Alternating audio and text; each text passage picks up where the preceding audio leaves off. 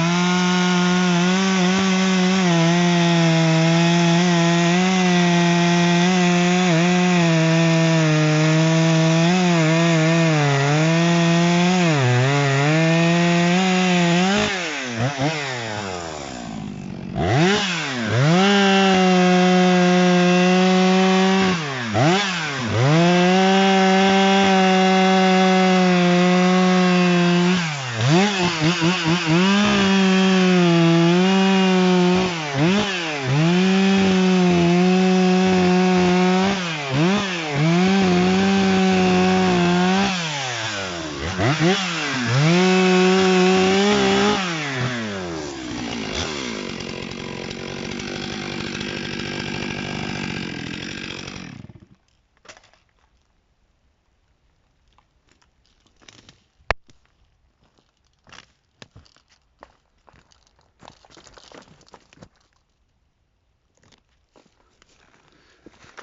voilà.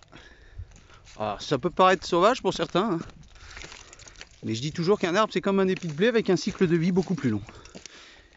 Il a été mis ici, donc il a peut-être été planté, ou peut-être que c'est issu d'une région naturelle. Mais nous on doit l'exploiter.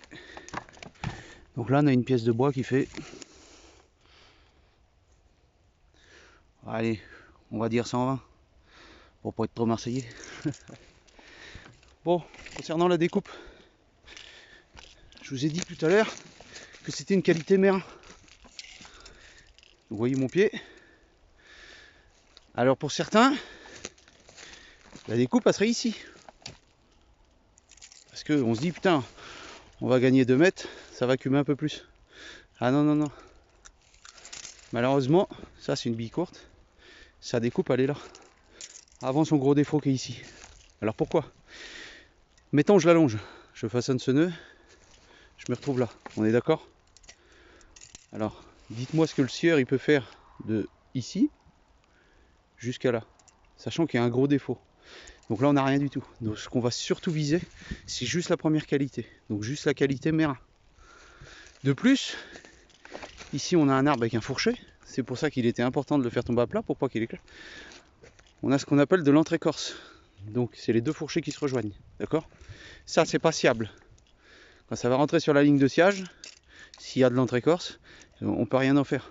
Au milieu, ce sont des fibres qui se sont liées les unes aux autres. C'est pas des fibres de bois droites, donc on ne peut rien en faire. C'est un petit peu, si vous voulez, comme notre égoblage. Un mérandier, donc quand il va réceptionner la bille, il va commencer sa réception d'ici, en multiple de 1 mètre.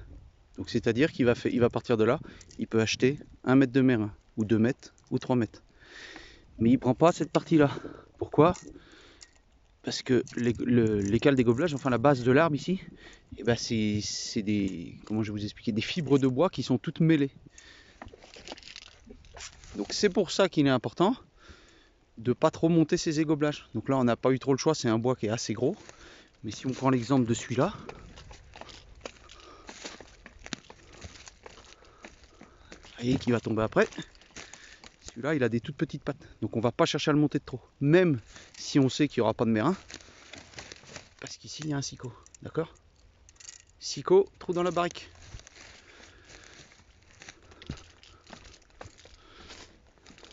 Donc le bûcheron, ce qu'on lui demande, c'est de découper sur des qualités. C'est là qu'il est important de différencier le cube bûcheron du cube marchand. Parce que regardez, un bûcheron qui va la cuber de ici jusqu'à ici. Je vous dis une bêtise, mettons il a une bille de 4 mètres cubes. Mais le marchand, lui, quand il va la vendre de son pied jusqu'à ici. Ça, il n'en fera rien. Donc ça restera sur la place de dépôt. Le bûcheron se sera fait payer, mais le marchand ne l'aura pas vendu.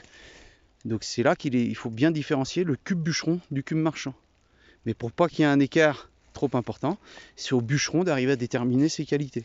Ici j'ai un gros défaut, derrière j'ai de l'entre-écorce, hop, ça sert à rien d'allonger mon bois, ici j'ai rien, malheureusement. Alors pour certains ça fait gros, on pourrait dire, oui on pourrait faire un meuble, une chaise, j'en sais rien moi. Mais en fait non, on n'a rien du tout. Alors après ce qu'on peut avoir des fois, c'est une surbille. Bon là, ça a sérieusement souffert. Mais des fois on a des morceaux là qui faut qu'on ait minimum 2,40 m pour suivre une traverse de chemin de fer. Donc 2,40 m droit, sain, on peut arriver des fois à tirer une surbille. Mais là, on est dans des gros houppiers, donc on n'a rien du tout. On n'a rien du tout. Donc là, je vais le découper, le cuber, et il n'y aura plus qu'à le sortir. Bon alors, pour les impatients qui auraient été jusqu'à la fin de la vidéo, il est important de mettre ces cales d'égoblage ici. Comme ça, ça nous permet de relever la bille. Donc, ça nous permet de couper notre peigne, de la reprendre comme il faut. Et deuxièmement, si on ne sait pas qui c'est qui débarde derrière nous, donc avec le débusqueur, ça peut être un débusqueur à câble, ça permet au mec de pas trop se faire chier à passer son câble dessous. D'accord? Bon, là, dans ce cas de figure-là, on avait cette grosse branche qui nous le maintient en l'air. Mais sur tous les arbres, on préfère, surtout en chêne, moi je préfère mettre mes cales dégobelage devant l'arbre, ça le permet de le relever. Bon, des fois ça le relève pas de beaucoup, mais au moins que le mec se fasse pas trop chier à passer son cap. Bon, allez, une autre petite question. D'après vous, il fait combien de mètres cubes? Allez, à la prochaine vidéo.